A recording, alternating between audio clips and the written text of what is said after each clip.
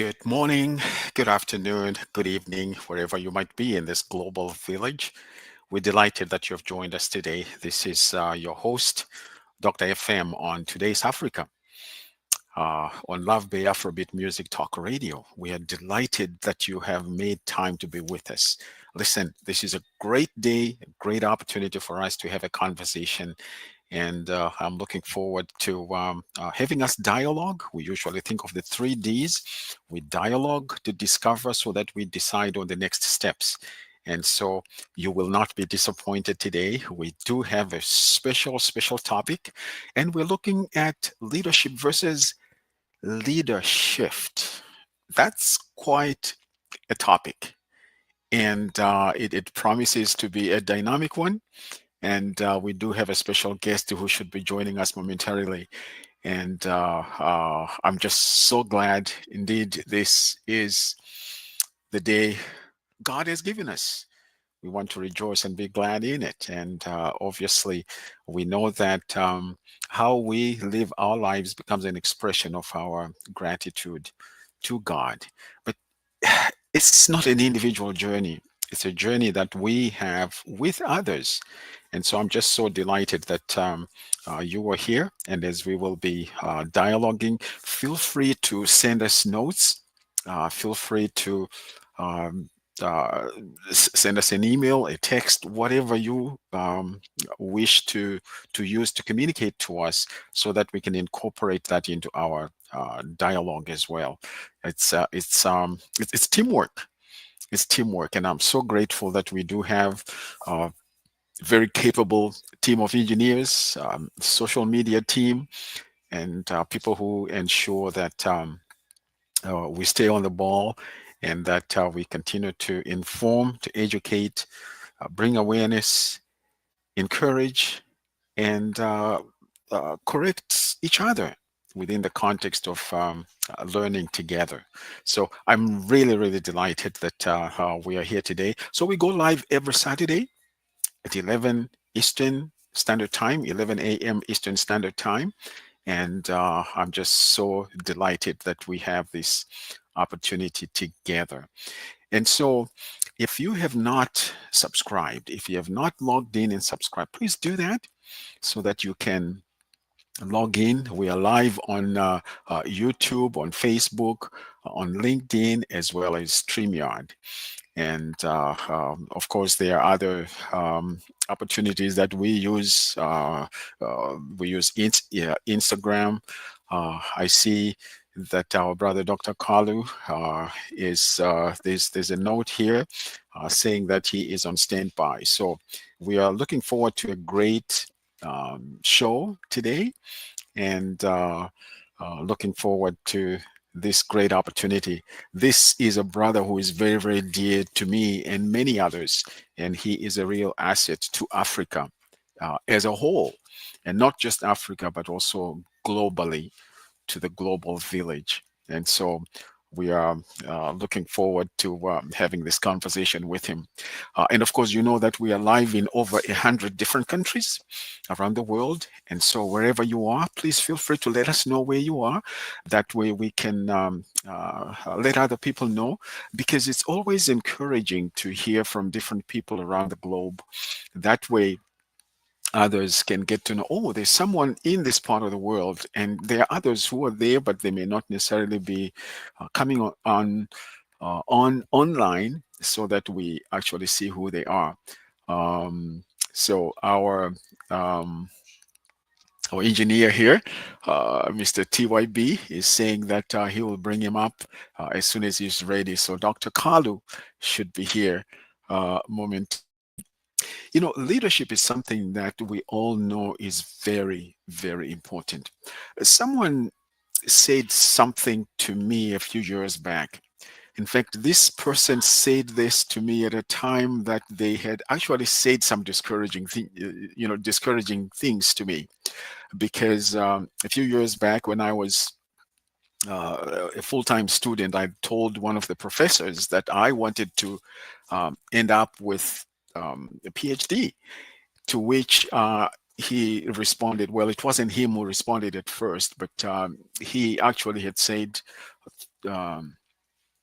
Someone initially said, well, these are research oriented, very expensive. Now that you have these other degrees around you, and you're planning to serve within, your people and stuff, you may not need that. You might actually go another route, or as they say in other parts of the world, you might want to use another route to earn something that is not as expensive. And I was taken aback by that, and I'm thinking, okay, you got there because you wanted to get there, and now I want to get there, and someone is telling me, well, there are all these. It's true, it doesn't come easy, but it can be done. So we want to be voices of hope.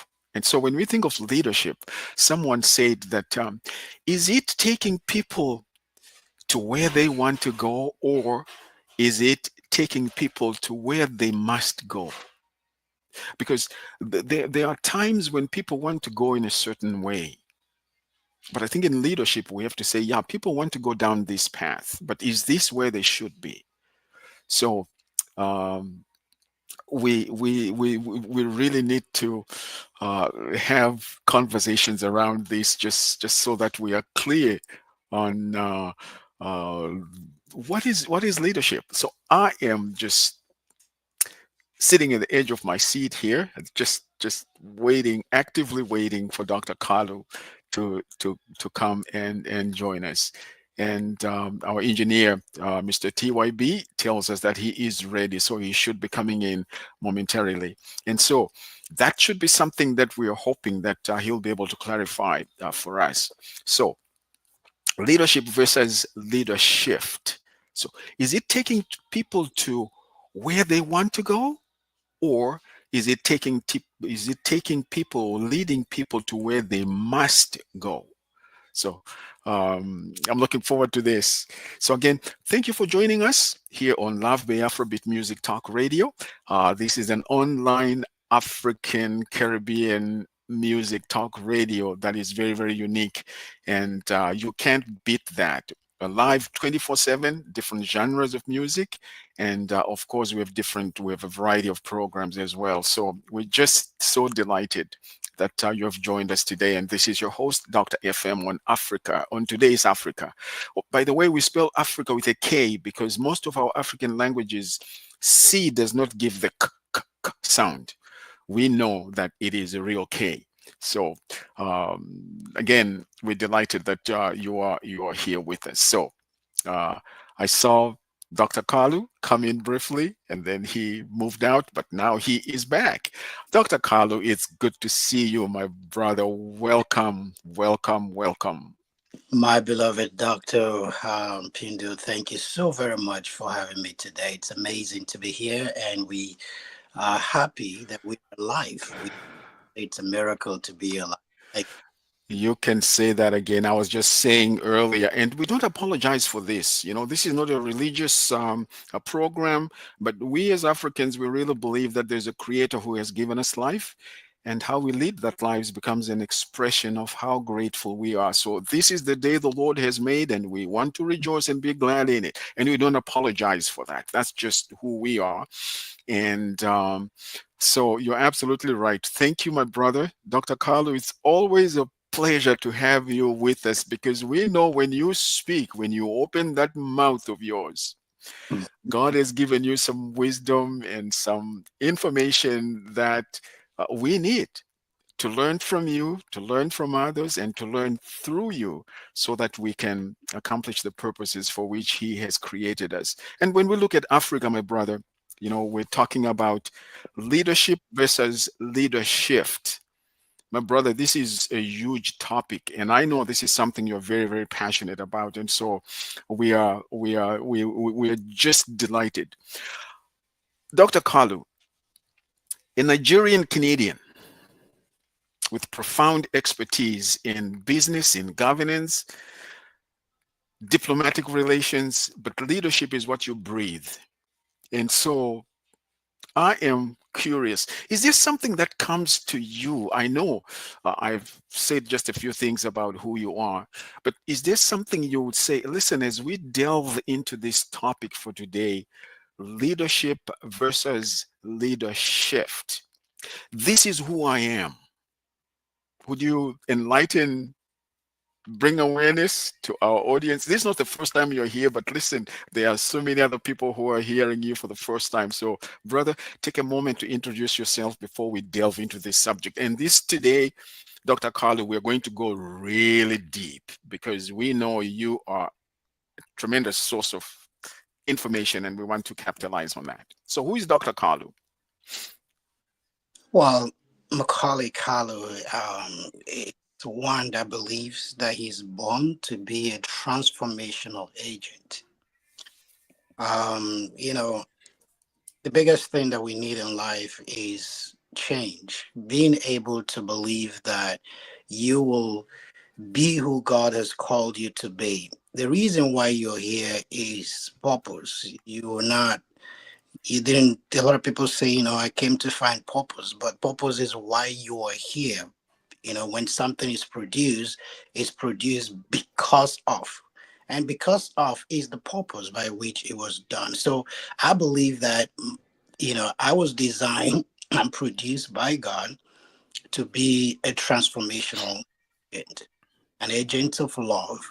And so one of the things that I believe is what I call transformation by love. So I believe I'm here on earth to share who we are. We are a product of love.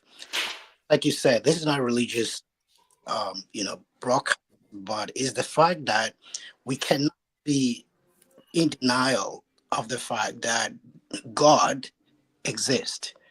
That's the truth about myself. That's my own personal belief. And because of that, God himself declared that he is love.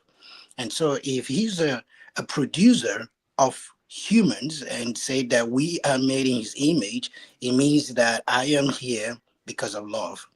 And so, as a product of love, I believe that I'm here to transform people through love. And that's why we're having this topic as well, because I'm bringing up a book on this topic, Leadershift, which is important. And so that's who I am. I'm here as an agent of change. Thank you. That is very, very encouraging to hear. And you know what? Over the years, you've displayed this uh, God awareness and you have expressed a sense of commitment, not just to your community, but to the global village. Um, so when I hear of you talk about a change agent, a transformational agent, and love being the foundation. You can't beat that. So, in other words, if I'm hearing you correctly, Dr. Kalu, you're saying that leadership then is to be exercised within a context of your purpose, accomplishing a purpose that you were created for. So, it's not just what you want, but there is a purpose behind who you are that you need to embrace, you need to discover and embrace it.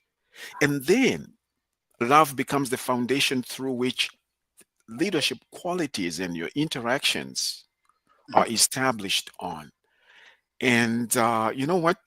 It's really powerful to hear you say that because most of our leadership skills and leadership contexts and workshops and seminars and webinars, I don't hear that. We don't hear that. So how come these foundations of God awareness and love aren't part of what we're hearing when we talk about leadership? Because we're going to delve into what's happening in Africa, you know. And by the way, before I forget, one of the questions I wanted to ask you is how do we go all the way to Qatar to bring someone to talk to two neighboring African countries, and yet we have AU, which you are connected to, and I am connected to, whether I like it or not. What's happening there? So, my brother, you don't get me started, but you already did. But let's shelve that for now. So, how come we don't hear these concepts of God awareness, purpose, and love is a foundation through which we are serving. What's happening? What's missing? How come we think? Why, Dr. Carlo? How come we don't think this way? One of the things that is interesting about life is, uh, anyway, I think we're diving into deep into this.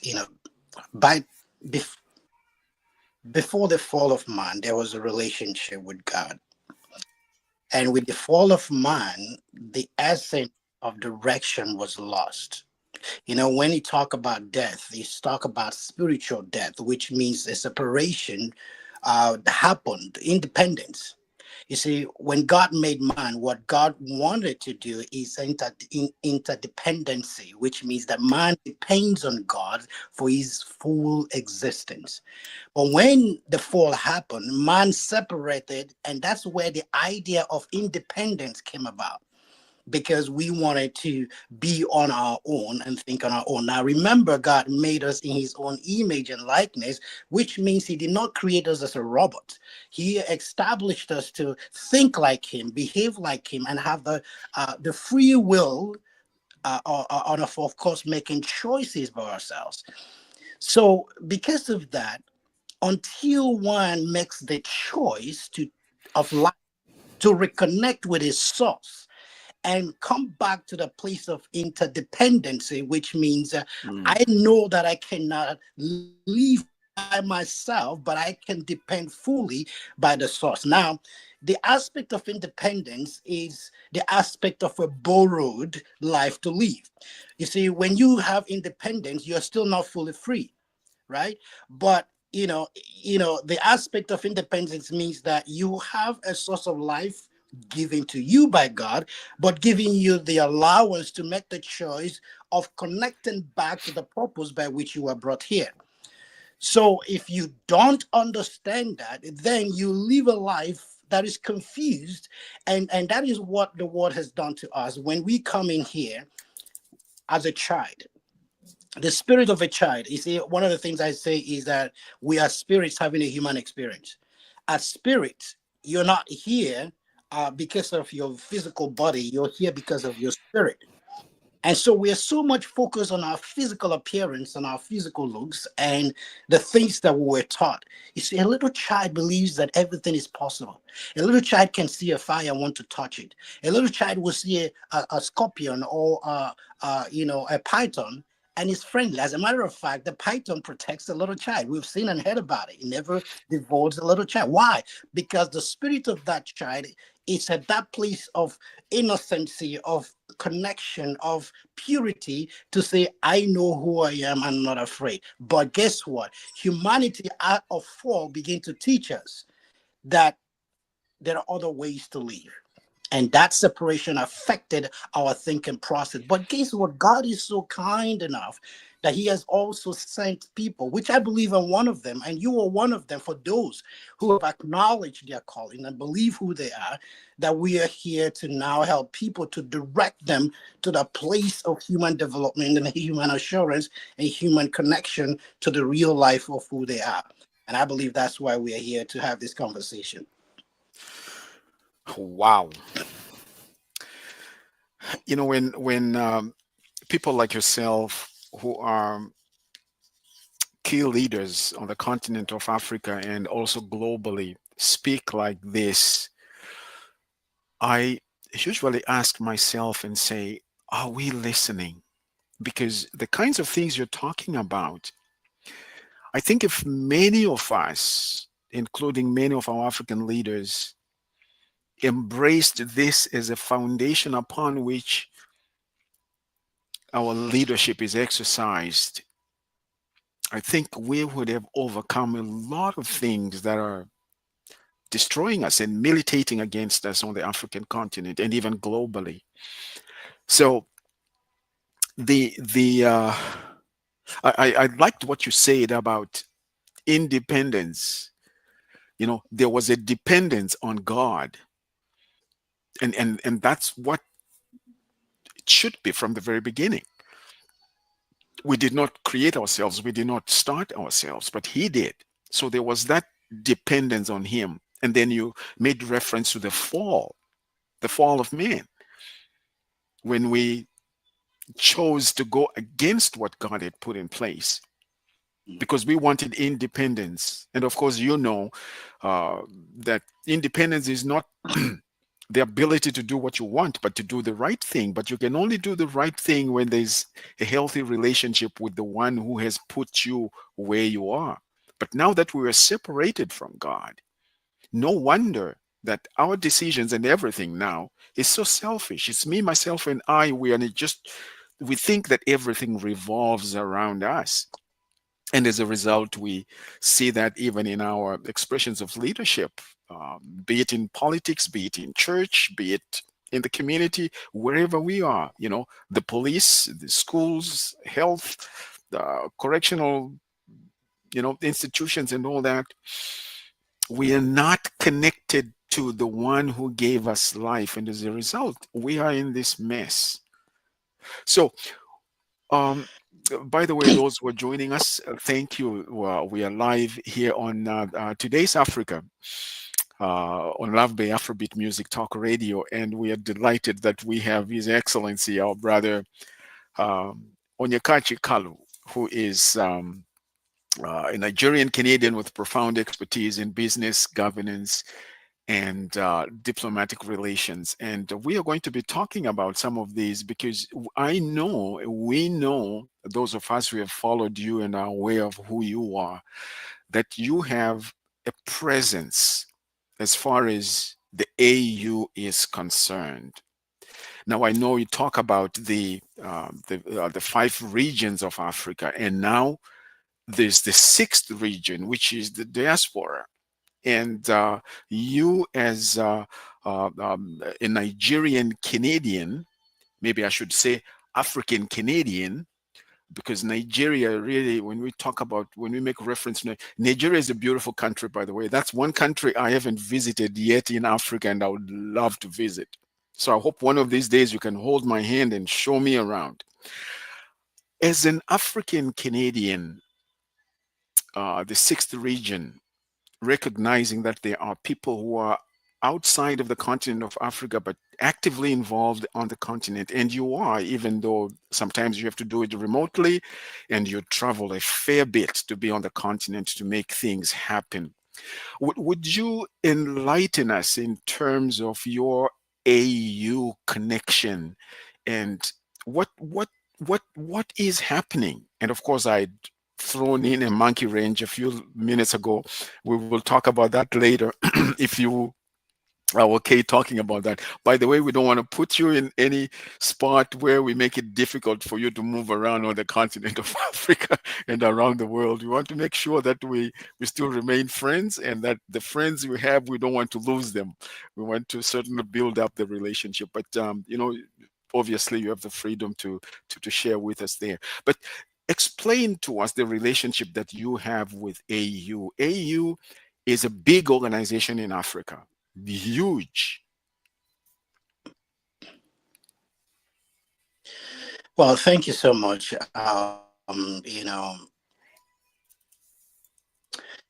Everything about Africa is something that I do with passion, and it's like it's really deep for me.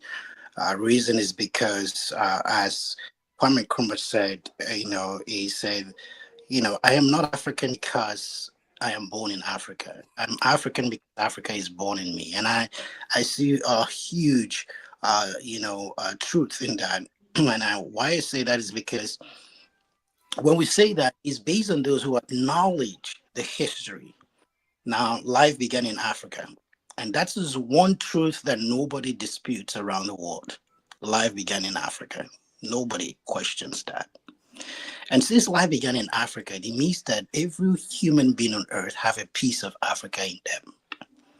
And so, being the motherland, that's why no matter what has happened to Africa, being raped and all the things that has happened to it, it's still feeding the world today. There are so many things. If Africa should shut its borders, the world will be in trouble. So the African Union, of course, based on history, we've gone through a lot from the transatlantic slave when we were people living as communities, as clans, is as a village to what happened, in the 1700s, where transatlantic slavery came about, and the global north, descended on the continent.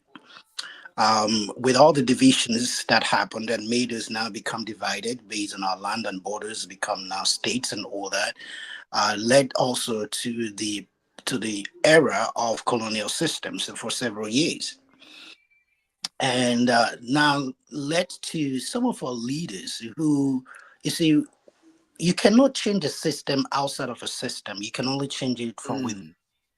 Mm. Okay. And one thing I also learned is that the solution to a problem is inside the problem. It's not outside the problem.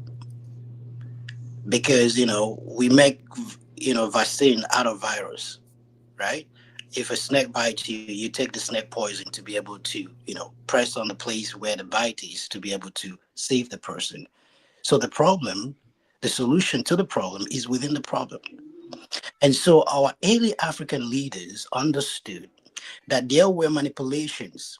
You see, one thing that people didn't understand is that, the colonial system, the British, when they came, they came in as organized. And so they had papers from the kingdom, and they came to our African chiefs and kings who don't understand English, and they actually made them to sign over the land and some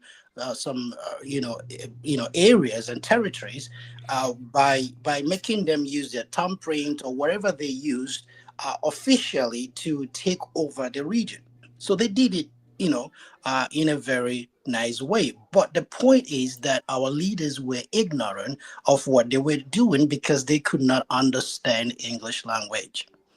Just like what is happening today, a lot of our leaders have gone to China.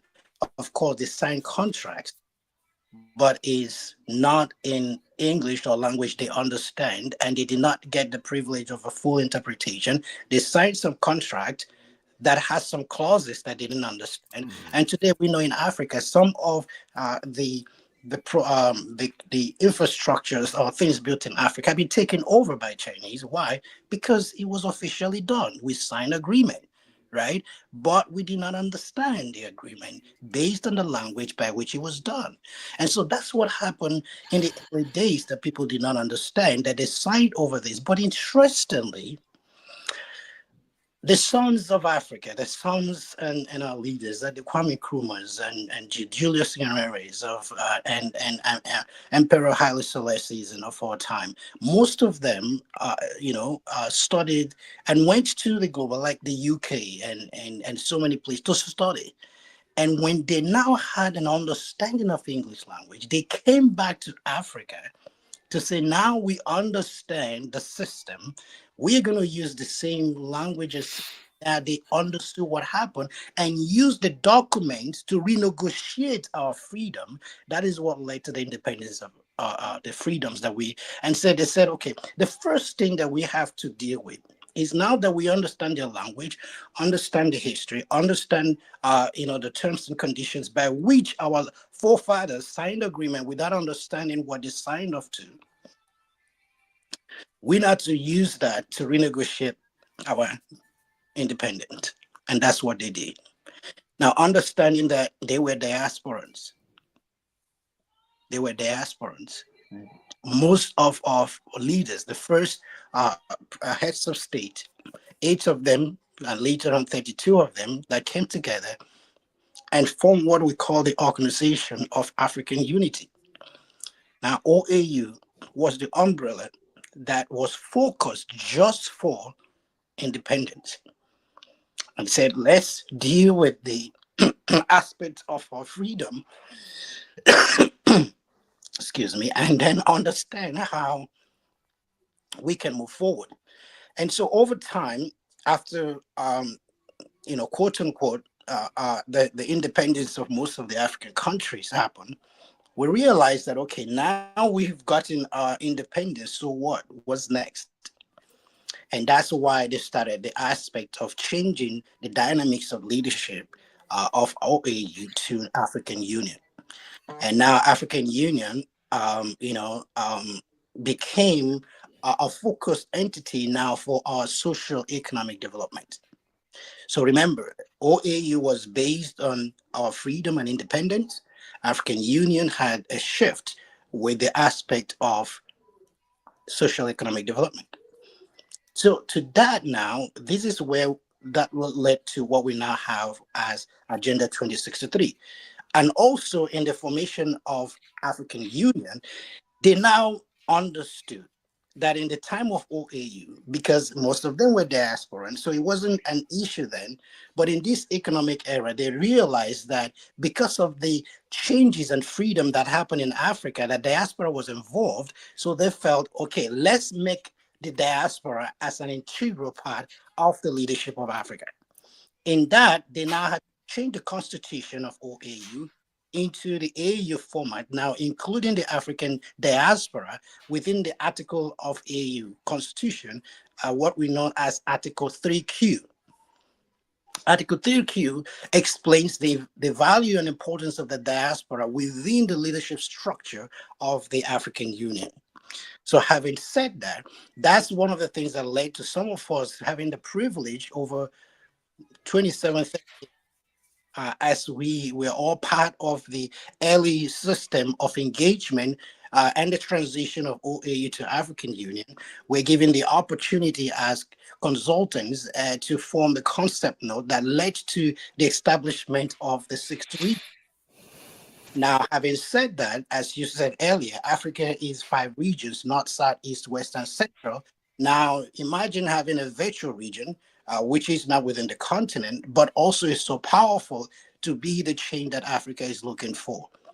And now, because of that, because of brain drain that affected us due to transatlantic slavery and also the colonial system that led to, modern time migration, all that is to say that African leadership has acknowledged and recognized that African diaspora is the key to the change that we're looking for.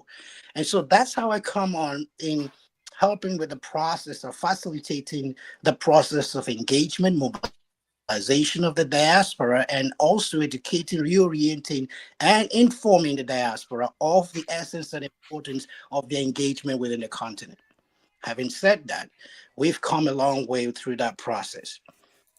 This is year now is 13 years when the 36th region was launched. May 25th this year will be 13 years. Having said that, there are so many things that we are happy. And this year, by the way, the theme of the year this year is reparative justice for Africa and the diaspora. So the diaspora is the centerpiece of the theme of the year for the African Union this year. So it's an important year for us. The engagement, recognition of the diaspora and the role that we play, and the injustices that we have faced over time.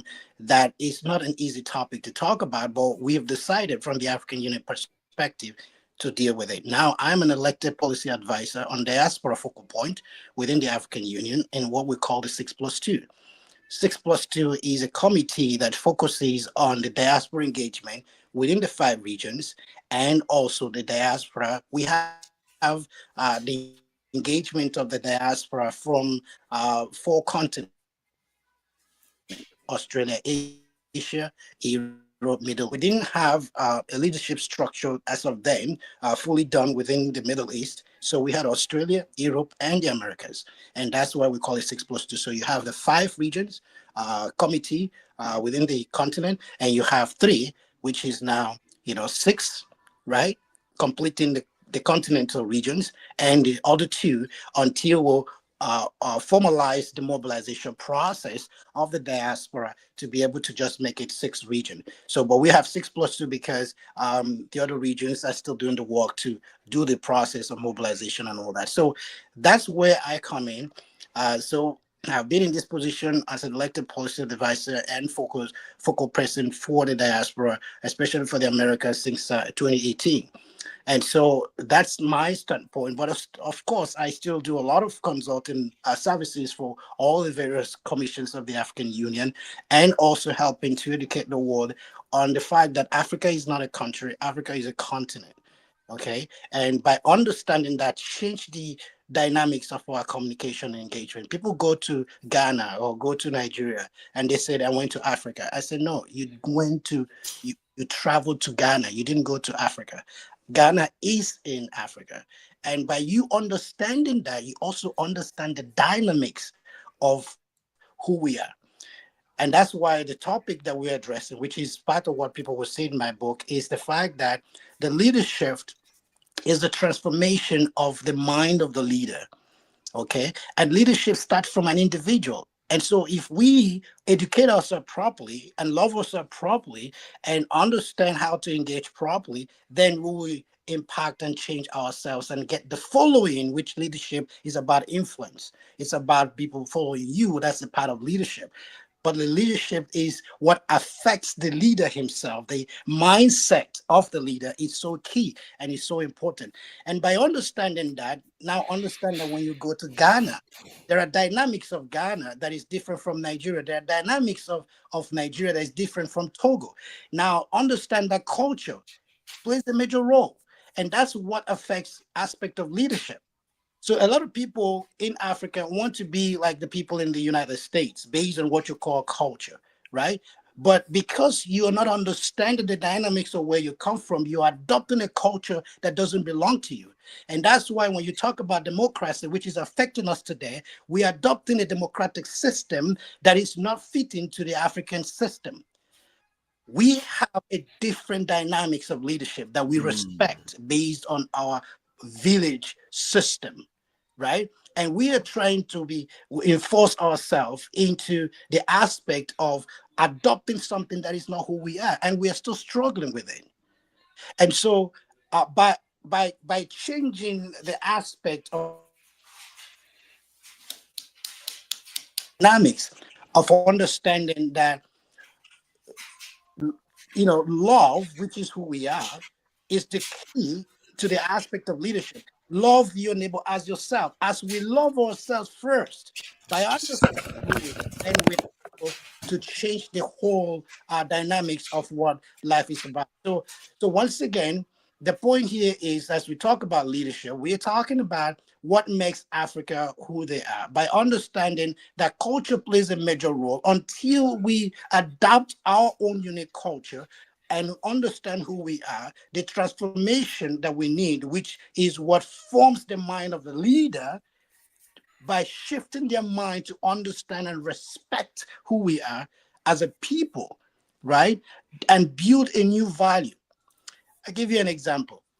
South Korea and Ghana almost started at the same time. They had almost the same GNP, which is the per capita, within the same period. And 30 years later, after about 1990s and all that, now South Korea advanced, was almost now included within what you call, the first world. But Ghana still remain or called the developing world. Why? Because South Korea decided to understand who they are, adopted their culture, right? Understood a new value system that they respected. And that value system was now introduced to the citizenry by changing the mindset of the people to adopt the values and the system that will help them as a nation. And because it was across the board, everybody think alike and believe that this is something they need, by understanding that they were able to collectively build their nation. It was not a one-man system, take it all, right? Which is what we are seeing, that by not adapting to a culture that values all, which is what leadership is about, then that affects the way that we do things by, will I use the word, lying to ourselves, that we want to be like the United States or be like every other person without adopting a system and the values and cultures that is so important. So leadership is the mindset shift of the leader to understand who he is and then understand the values that he has to introduce, right? Because as a man thinketh, so is he. You cannot be thinking different and see another thing happen, because the spiritual world affects the physical world. And so this is why where we are today. as you talk about my connection with the African Union, this is how far I've come in connecting with understanding what we need to bring the change we need within the African system. Now, a lot of us want to change it from our side, criticizing Africa, but you can't do that when the leadership system don't know who you are and don't hear you from you. So you need to understand how to support what is there and contribute genuinely to the leadership that's already there to give you ease and give you the opportunity to be part of the change. Thank you. Brother Kalu, oh my goodness. I'm really grateful that we have engineers like our brother TYB to make sure that we're recording this because it has to be played over and over again. I think for some of us, we need to hear things over and over again so that this mind shift you're talking about starts to happen. Because until the mind shift happens, there's no leadership. And it's beautiful how you have presented it in such a way that there's clarity, and you are speaking as someone within the system. And I really appreciate what you said. If you're going to change something, it's important that you become part of what is happening. Now, it doesn't necessarily mean that you're going to water down what you believe and who you are, but you are becoming someone within that context who becomes um, a voice, someone people believe in, someone they actually see that you are authentic. And then from there, you are able to influence. And I think when we look at what is happening now, one of the things that stands out from what you said, my brother, and this pains me because, and I'm speaking for myself here, I think we lack being analytical. We lack being people who observe things and not just take things at face value. And you're absolutely right. When it comes to democracy, we are being pushed into embracing concepts that are foreign to us, concepts that do not fit into who we are. But because we are so inclined to embrace a culture that we like, so we think whatever is happening in this part of the world, that should be the in thing. And yet it is foreign to us in such a way that it's actually creating a mess for us. Then you have other people who, to some degree, now know who they are. And if we don't know who we are, then it's so easy for them to pounce on us and impose themselves on us in such a way that instead of making things better, we actually make things worse. Because now there's a conflict. It's like conflicting emotions and conflicting notions and ideas and perspectives, because one side of us wants to be this culture and the other side of us wants to be our culture, and the other side is not even aware, where should I be? And it just creates a mess. So my goodness, this is powerful, my brother. This is powerful, and thank you so much for the sharing that you're doing with us today. Again, this is Love Bay Afrobeat Music Talk Radio with your host, Dr. FM, and today we're talking about leadership versus leadershift. And our brother, His Excellence Dr. Onyekachi Kalu, is a brother who is dear to us uh, in Africa, in the diaspora, and globally, because he is someone who is a voice of hope, a voice to educate us, a voice to bring new perspectives to us so that we can accomplish it's the very purposes that we were talking about earlier on, saying that life has a purpose. And it's important that we embrace life from that perspective. And of course, um, feel free to join us, as well as just ensure that we are on the right track. Um, And so we're just really delighted that you have made time to be with us this day. So, Brother Kalu, we really, really appreciate the perspectives that you are bringing to us today. And again, we have our brother Earl Sorrell, who says, "Thank you, Dr. Kalu. Love this informative presentation. I have a better understanding of what is uh, being being accomplished by the I guess the OAU, and now of course we're looking at the AU. The key to progress is change. When you bring many uh, components together, there must be a neutral point of reference, whereas everyone must adopt a unified paradigm shift. And unfortunately, not everyone sees that, and not everyone will be in a position to embrace that. But this is something I believe that we need to learn from each other, and ensure that this information is being disseminated. And our brother Kalu here, Dr. Kalu, you are helping us to understand that. You know what? I found this very, very insightful in terms of OAU, and I always wondered, and of course, this now has to do with ourselves educating ourselves to make sure that we're progressing with everybody else. There was that commitment to freedom and independence. So that's done. Now we are looking at something different. We're talking about our social economic development and just saying, where to from here?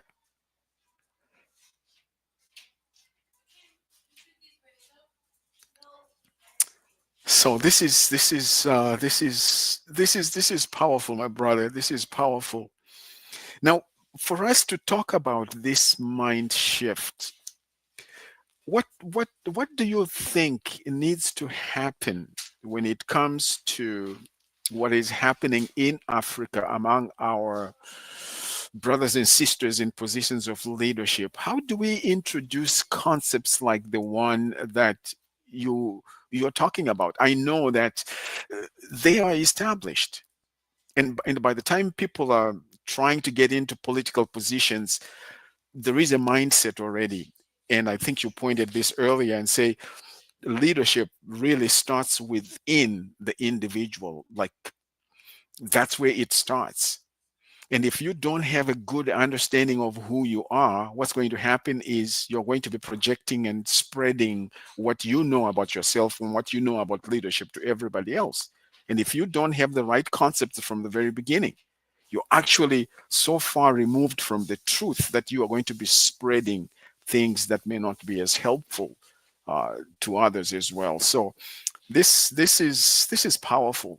This is powerful, and we're just so glad that our brother Dr. Kalu is with us to help us to understand the dynamics that we so desperately need to make sure that we are progressing in the right way. So again, this is today's Africa with your host Dr. FM, and today we're talking about leadership versus leadershift with our brother, His Excellence Dr. Onyekachi Kalu. And brother Kalu, you are highlighting things that we all need to hear. How are you taking all this valuable, powerful, insightful information to our brothers and sisters in senior leadership? And what are some of the challenges that are there? What are some of the opportunities that are there in terms of spreading this understanding? Well, thank you very much. For me, it's important that we understand, that one of the most important aspects of life, even in what I'm talking about, I say you cannot change a system outside of the system. You can only change it within the system. So I realized in the early stages of life that when you become so critical When I call it critical, instead of being a little bit analytical and being supportive, then sometimes when it's a negative criticism without a supporting uh, ideas or ideologies of change, then you almost become an enemy to any engagement or conversation. But when you are able to see that every platform is an opportunity, one of the spiritual lessons that I have learned is that all things work together for good. If you could see good in everything that you do, even if you see good in people, you see good in your country, you see good in your continent, it helps your perspective, because perspective is everything. You can either see a cup of a water in a cup to be half full of or half empty. If you see it as half empty, your ideas is going to be a long walk to get it full, because you're thinking, well, it's a lot of walk, it's almost empty, but you're thinking of emptiness instead of thinking of full. Now I am seeing it as half full, which means my focus is the aspect that I can increase the capacity of the content, right? And so when we look at the aspect of the change and becoming a change agent, is that that's where the value system of a leadership is important, because your ability to change yourself and see things from a place of love, a place of transformation, and see yourself as a person who have adopted the system of change, to be able now to transcend what you have become into the lives of others. Remember, we are spirits. As spirits being, it's easy for you to connect other spirits. And so when I see the things that are happening in the continent, and having studied and being a student of history, understanding that our forefathers did not give up with the challenges that they saw in Africa, and they believed to go after the aspect of independence. They believed in it. They believed in Africa, and they did whatever it takes. Interestingly, even our people, the people within their time in the continent, did not believe in them. Now we celebrate them after they are gone. And that's the challenge. And so the idea for me was, when I studied history, and again,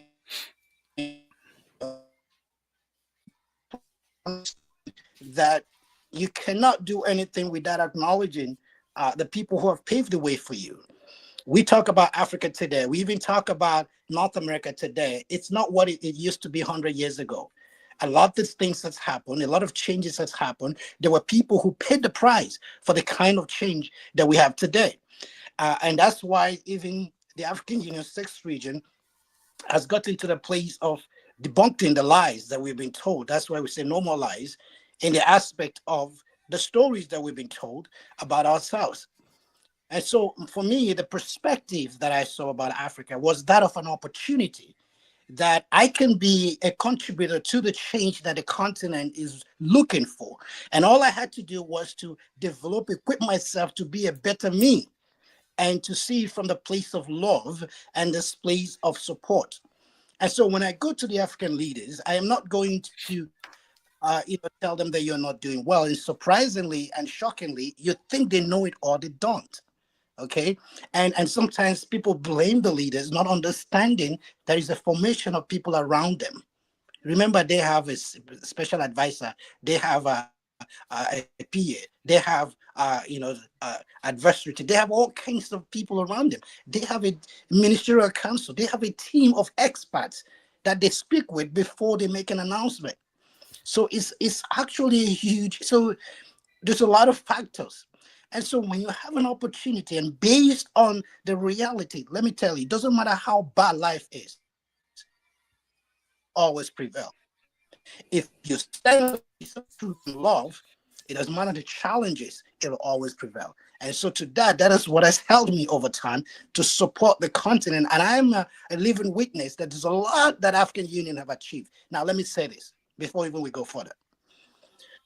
African Union, just like even states or countries, they do policy, they don't do implementation. And we need to understand the difference. Governments do policy, they do not do implementation. And it is the responsibility of the citizenry to step up into the plate based on the policies that have been agreed collectively, to be the agents that will adopt these policies and see that it becomes a reality. Mm. And so by the time that we are pointing fingers to the leaders, but we are also pointing fingers to ourselves, because we have not educated ourselves to understand the narrative of governance and the narrative of diplomacy and the narrative of democracy. There is a collective process of all the holistic approach of humanity in a particular region. And so you need to understand that when the leaders are doing what they're doing, they need a support system. So we need to be able to approach our leaders and say, hey, I see this. I'm an expert on XYZ and I can contribute. I can support. How can I be of help? How can I support? And that's one of the things that had helped me in so many ways to contribute to the change I'm seeing. And I believe a lot of us can do the same. Mm. Oh, this is today's Africa.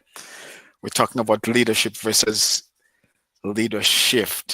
And we're delighted that we have our brother, His Excellency Dr. Onyekachi Kalu, who is helping us to understand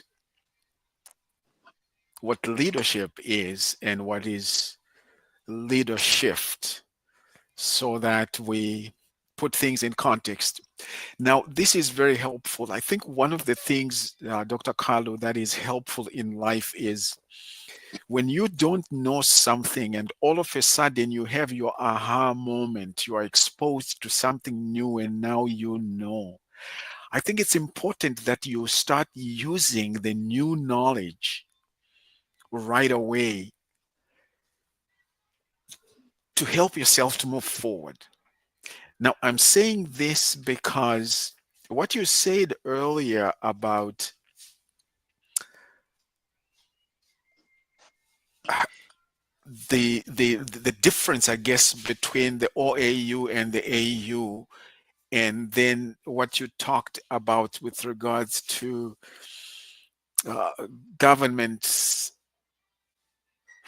as policies, and then the citizenry as having the responsibility to facilitate implementation. My brother, this is wonderful information, because if I'm hearing you correctly, it almost sounds like I need to stop, and I need to stop yesterday, my brother Kalu. I need to stop yesterday to being critical about leaders without seeking ways to share ideas and influence on how certain ideas can be implemented. Because quite often we are standing on the outside, looking at the government, holding our rocks in our hands, holding stones and ready to stone them. And yet we don't even realize that we have a part to play in terms of implementation. Yes, I think we need to be creative in terms of being heard so that our leaders hear us. And having been heard, we cannot be heard if we see the ones we're trying to help as our enemies. We have to be on the same page. Now, this is why I'm saying I welcome the perspectives you're bringing, my brother, because you're saying we are in the same boat. You can't be in your little corner and start drilling holes in your little corner in the boat and just say, well, this is my little corner, I'll do what I want, because you're going to sink everybody in the end. So we need to be creative, but we also need to think about our responsibilities in this whole journey, because you're not an island. We are part of this whole system.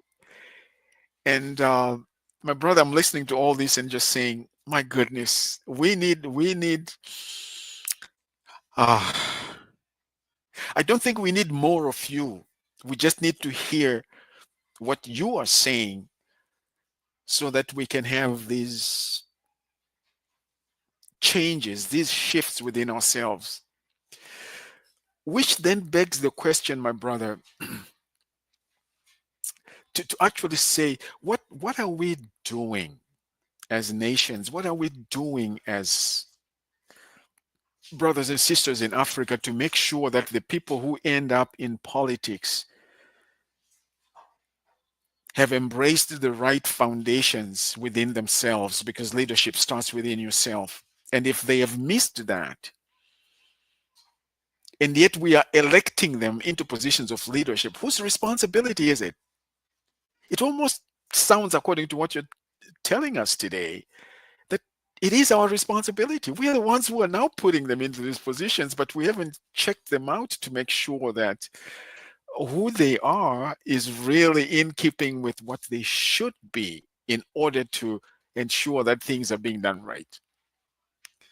And so, you know, let the blames begin, because oftentimes we blame others without looking at ourselves. And I think you put this succinctly when you said that oftentimes we're pointing fingers at others and we forget that we are actually also supposed to be pointing fingers at ourselves. And I think, it's very clear that when you point one finger at somebody, you have all these three pointing at you, right? So we need to make sure that we have our responsibility, and and then you also made reference to acknowledging those who have paved the way for us. Now I know you have mentioned the Emperor Haile Selassie of Africa, Dr. Francis Kwame Nkrumah, Mzee Kambarage, Julius Nyerere, the Kenneth Kaundas and all the others, Mzee Jomo Kenyatta and all that. Um, when you look at the current leadership in Africa, I'm just wondering, what could people like myself on the ground, who have opportunities to perhaps dialogue with people like yourself in these platforms, what what do you see as things that we need to keep doing so that we stay on the right path? It's so easy for us to criticize and send out information and, you know dehumanize other people and attack them publicly and all that, and we know it doesn't help. But sometimes that's the view that's taken by the Western world. Whereas in our own context, sure, elders were corrected. I've heard people say, well, in Africa, we never correct elders. That's not true. There were systems to correct elders. But you don't go to the media to start bashing them. You have to use methods that are credible within the system so that they see you as someone who is trying to build and not someone who is trying to destroy. Now, I know that our time is slipping away. I can't believe that we're already an hour into this. But Dr. Kalu, you are bringing some perspectives that we really need to listen to, my brother. And I'm just wondering, what are some of the things that are happening now that we need to come around our leaders to encourage them? And what kind of encouragement? I mean, I know we need to be creative. You've given us some food for thought. But are there things that stand out in terms of how we can support our leaders? What are you hearing from them in terms of what do they need? It's the same question that I do some work sometimes with various police services, and we're saying, okay, what are you hearing from the people you're serving? You can't just go in there and do what you need to do and get out. What are the people saying? What are our leaders saying?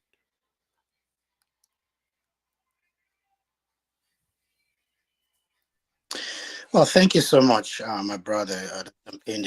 Now, before we get even into that, I just want to give some key points that I think is important in everything that we're doing. And when you talk about the change process, now there are two key things. We talk about leadership, which is what will help support leaders or bring the change that we're looking for, is in the aspect of adaptability. Okay,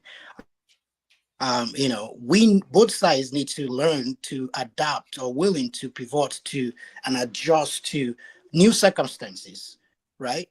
The challenges and the opportunities They keep changing, and we need to learn to adapt. I mean, we are in an era where in Africa 70% of the population are young people under 35 years of age. That's a different dynamics that we've never seen, or the history have not seen, where you have 70% of a population are under 35 years.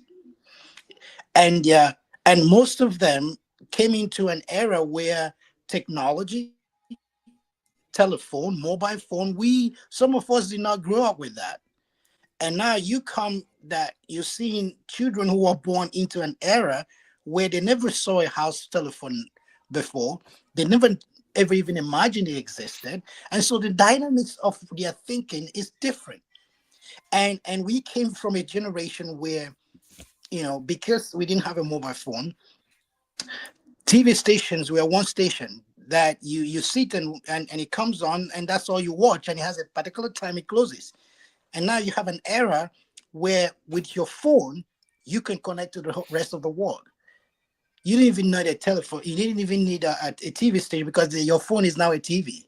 You have YouTube, you have, Instagram, you have TikTok, you have everything, right? So the level of information has increased so rapidly, right? And so the ability to adapt from both sides, from the leaders and the citizenry, to understand, like I said, cultural change. We need to understand the era that we are in.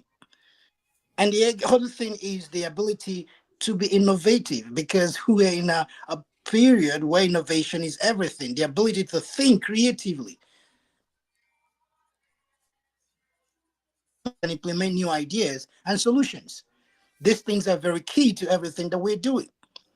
And again, the ability to collaborate. You can't do it alone. Collaboration is so important.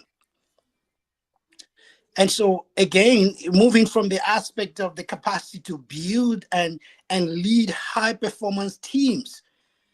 You see, one of the things I tell people, I said, if you become an agent of change and you've transformed yourself and you are able to build a team of change agents like you, and you're begin to, build something and bring change, the recognition will be there. The Dangotes of Nigeria and Africa are affecting the world. Why? Because what they are doing within their space is creating jobs, is changing the dynamics of the needs of the land and the people. And guess what?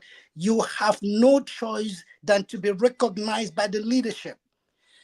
If you touch Dangote today, as some people have tried and still trying, it affects the system. Why? Because Mm. he was focused on the change by building a team that will help to create jobs and change the narrative, right?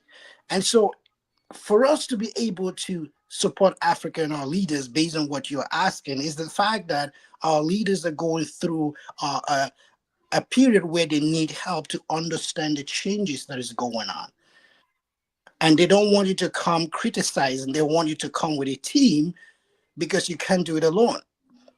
Even if you have their ears and they say do it, you still need a team that will believe in you and believe in the process of the change that you're bringing. And the number four thing that I wanted to talk about is emotional intelligence. Self-awareness and empathy is so important. We need to understand social skills to be effective in our navigation and the complexity of life. And so emotional intelligence, like what you were saying, people get frustrated, get angry, want to throw a stone, and they forget they are living in a glass house themselves. And so we need to understand that emotional intelligence is very important, that you need to be able to control and manage yourself, and have empathy and have self-awareness of what's happening around you, to be able to influence other people. And again, the most important thing is resilience, the ability to bounce back from setbacks and failures and uncertainties. It's so important in everything that we do. And so, with all that, our leaders are seeking this kind of help. They need people who are able to adapt to circumstances and change, and advise them by showing how they've been able to pilot these things and those changes in their little teams.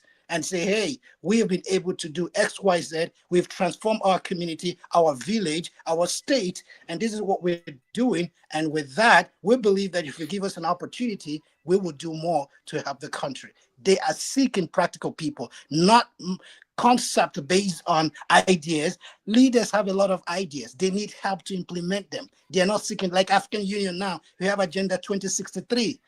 And so we're not looking for, and that's another 2063. We have not finished our agenda. So you coming with new agenda, new ideas. That's not what we're looking for. We said we have collectively come up with an agenda. Can you help us implement it? If we finish implementing it, then new areas. Now that's the thing with countries. People want to go to a country, like you have like a new president, like in Ghana or some country. Oh, let's go and meet the president. Let's go and support.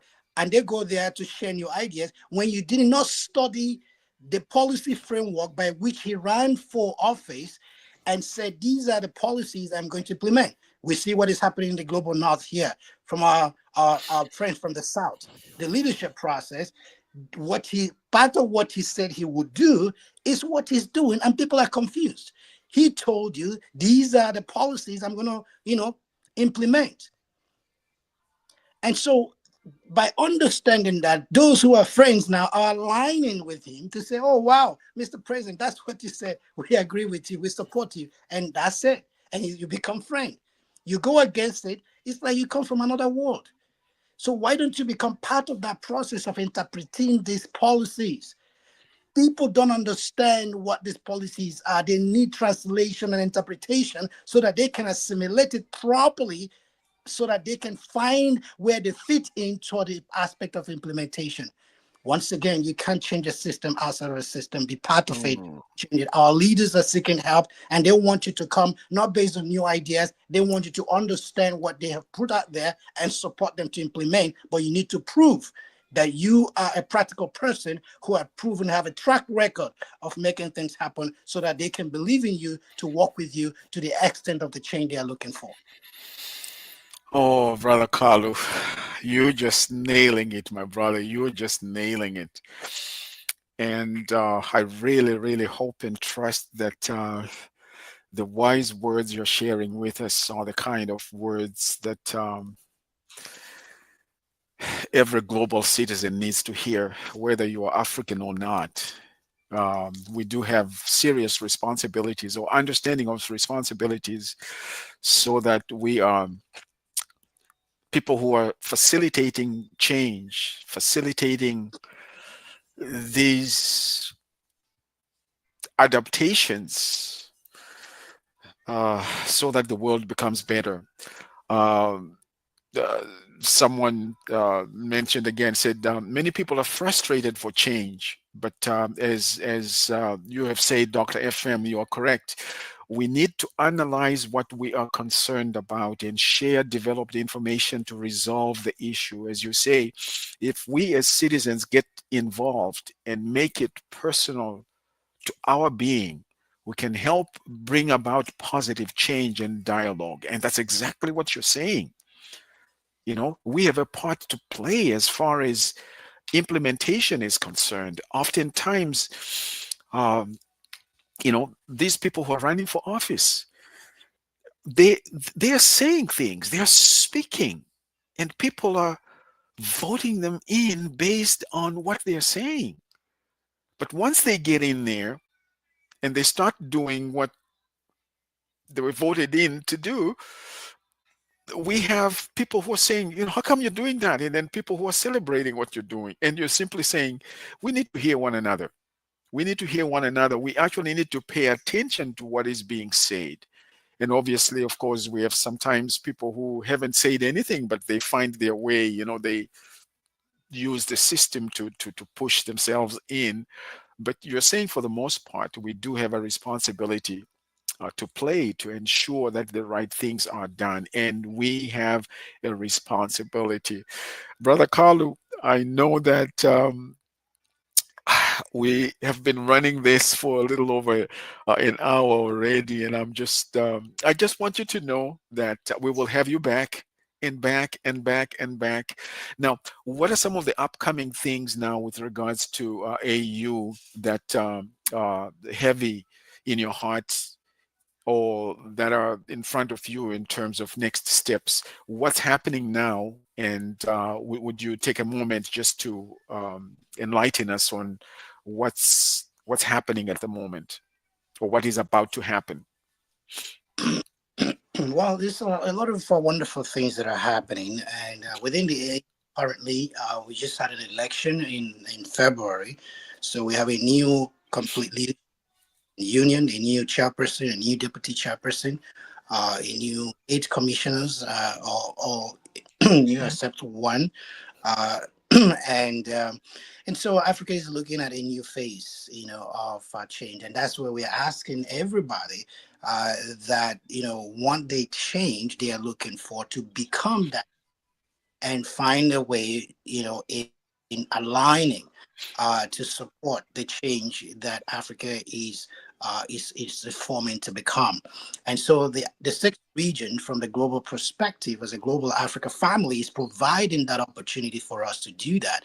So there are different consultation that we are doing almost weekly, and lining up to identify civil society organizations who are already doing some work to say, let's come together and let's, enlarge the work that we're doing collectively. There's a saying that is saying, if you want to go fast, go alone. But if you want to go far, go together. And so we want people to come that we're able to go together in achieving that. Now, having set based on the changes that we have now, May is coming up. We have the Africa Renaissance Week that is coming up. Our activity is going to start from the 15th of May. We're going to be having a flag raising ceremony in Brampton. So if you're in the Brampton region, May 15th, please mark that in your calendar. The African Union flag will be going on the street, which will be there for at least 2 weeks. And so there'll be a ceremony, and there we can talk to educate the community of Brampton about what's going on with the continent and the opportunities that are there.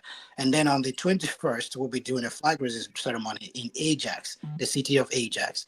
And so it's important that we also do that. And we're doing that with a lot of, the communities around there to be able to do that as well. And so we have a week that is going to go from the 21st, which start in Ajax, all the way to the 26th.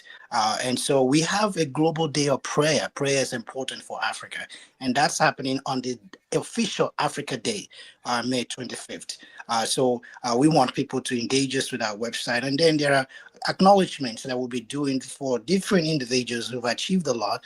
That will be happening on the 24th, to Saturday. And then on the 26th, we're doing our flagship ceremony, which is the flag raising ceremony we did at the Ontario Legislative Assembly at Queen's Park. Please, we want everybody to be there to join us in doing that. And the federal government and the state and the city join forces with us in doing the ceremony on the 26th. And that will be at the Queen's Park Legislature, starting from 12 noon. And so we want the community to come around and show the solidarity that we still love and believe in the Africa that we want to see growing every day. And again, as we move forward, you can mark in your calendar Africa CARICOM Summit on September the 7th. Also, the activities that is important, where the African Union and the CARICOM community have come together to be able to form one common policy that will bring all people of African descent working together as a global Africa family. And then we also have an important thing happening right now, where the aspect of the sixth region have now what we call the legal framework, which means legally we are part of the African Union system legally, which is what was lacking over time, because before it sounded like a concept, but now there's a legal framework which was just passed last summit, Heads of State Summit in Addis Ababa. And that has made it possible now that we are walking through occupying 20 seats for the diaspora within the ECOSOC Assembly, African Union Economic Social Cultural Council. And so we want people, we're trying to do a lot of forums to educate people about the opportunities of them being appointed or elected as advisors within the civil society and the citizenry of the continent, both in the continent and the diaspora, to support the African Union. So that aspect of contribution can come through the Economic, Social, Cultural Council. That is the headquarters, the secretariat is in Zambia, in Lusaka. And so we are preparing people and say, hey, your organization, based on what you're doing, we want to know about you, which area that you're focused on. Let's be able to support you. You might be appointed to serve within the ECOSOC. And that will lead into all the other organs of AU. There are 11 organs of the African Union. ECOSOC is one of them. And there are also other commissions of the AU. So having said, please follow us and check us on all the social media. AU6RG.org is our website, AU6RG.org, or you go to other of our website, ECASR, Economic Community of Africa 6 Region, ECASR.org. These are websites that will help you to learn more about what we're doing and learn more and understand the opportunities of there for you to connect and to serve, whether you are in the continent or you are in the global Africa family called the diaspora. So there's a lot that is going on, and we're excited that you are doing what you're doing. We celebrate every human being that is doing what they can to even be alive first. Okay, start the celebration. The fact that you were alive, I celebrate you, because it means God is in you. And if we ourselves and believing in ourselves, then we can come together in that belief system and join hands and force together to be the change that we are looking for. So I'm excited. Love is the key to everything that we are doing. By loving yourself, you'll be able to smile when you see another human being. You'll be able to appreciate another person. You'll be able to see the good in people, not always the bad in people. Because as a man thinketh, so is he. So the more you see the good in people, the more you will enlarge the goodness around you. Because whatever you sow is what you reap. And so the whole essence and the journey of a global Africa family is that love is the key. And that's what leadership is all about. Shifting your mind to a place of being able to understand that the change you want in people following you depends on you. And the more you develop yourself and grow yourself in the way it should be, then you'll be. And again, it's important. Curiosity is key. Let's learn to be curious about where we are. Okay? That helps us to update our knowledge, our skills, and our perspective to stay relevant. It's important to be curious. So curiosity is key to the change that we're looking for. That's where we are. That's what we're doing right now. I'm excited. So thank you, my brother, for really having me today. I can see that excitement in you. I was just about to say, preach it, brother. You know what, Dr. Kalu, thank you so much for being with us today. Oh my goodness, this has been a wonderful opportunity to have you back in the house, in the studio with us, to talk about matters pertaining to Africa. This dialogue has helped us to discover things. And according to our 3Ds, we need to actually then say, okay, what are we going to decide? What have we decided, so that we move into the next steps? And oh, another brother just said we need to put Dr. Carlo in the pulpit. I loved it. So absolutely right. So thank you so much for being with us By the way, today. I do have a program every Sunday because a lot of people ask for mentorship, coaching, but I do have a program that I run every Sunday, just in case. Maybe we'll share that with you and you could spread it within your network for those who want to be part of that. Certainly, So we would be delighted. Yeah.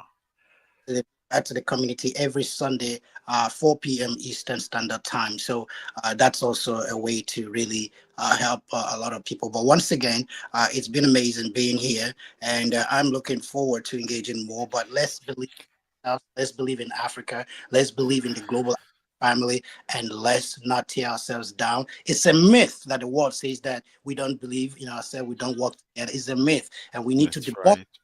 and believe that we are a loving community and we can do this together. I believe in ourselves and I believe in you.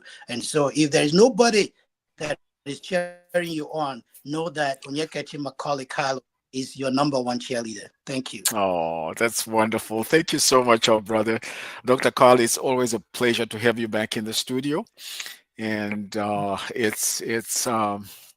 it's encouraging, it's invigorating. You bring freshness, you bring perspectives that are not just, you know, neat philosophies, but you're talking about real life issues, things that can be implemented and put right down where we are, right in our alleys, right in the backyard, so that we can be the kind of people that we should be to our neighbors. But as you pointed out, it starts right here, it starts within us. And my brother, we cannot thank you enough again. For those of you who've been with us, thank you so much. This is your host, Dr. FM, on today's Africa, and we were talking about leadership versus leadershift.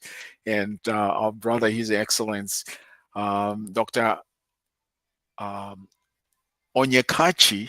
I have to make sure that I don't say Onyekachi, otherwise that might be something else. So we don't want to call you names. Our brother, Dr. Onyekachi Kalu, has done a wonderful, wonderful job to enlighten us and to make sure that we have information. I'm glad you talked about being curious, to make sure that we want to find out what's happening so that we can enlighten ourselves, we can find the right information to help us move into the next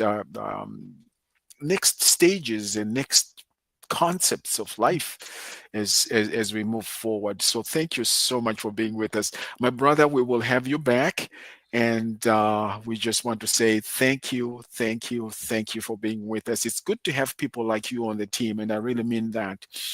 Brothers like yourself, and we also have sisters in the same category as you. We celebrate that. We celebrate that, and we don't take you for granted. So thank you for making time to be with us today. And today's Africa is always honored to have people like yourself and many others as our special guests. And you certainly raise the bar every time you come to be with us. So it's good to have you on the team, my brother. Keep up the good work, and we look forward to having you back. And again, to our listeners, thank you so much for being with us, and our viewers. You have been with us here on today's Africa on Love Bay Afrobeat Music Talk Radio with your host, Dr. FM. We're delighted that you made time to be with us today. What a day! What a day! Our brother just came through powerful, insightful as usual, gave us a lot of food for thought, just in terms of what's happening. And one of the things for me, the takeaway is let's be voices of hope. Sure, there are some things that could be done differently on the continent of Africa, but let's remember we have a responsibility. Instead of throwing rocks and stones at our leaders, let's find ways to creatively come around them, to let them know that we are on their team. Things may not be what it should be, but let's be voices of hope so that we can invite them into dialogues and then be able to influence things in the right way. So we have a responsibility. And again, so thank you for being with us. Again, let's connect again next week on Saturday, 11 a.m. Eastern Standard Time with your host here, Dr. FM, on Love Bay Afrobeat Music Talk Radio and on today's Africa. Coming up at 1 o'clock is the Caribbean flavor with our brother, Mr. Marcus, and of course, Miss Gentle Blue. And you don't want to miss that. So please make time. We are ongoing. There's so much happening on Love Bay Afrobeat Music Talk Radio. You can tune anytime, 24/7. This is a unique radio station that we have. And again, to our engineers, our social media team, thank you so much again for another great, great episode that you helped us to put together today. So adios.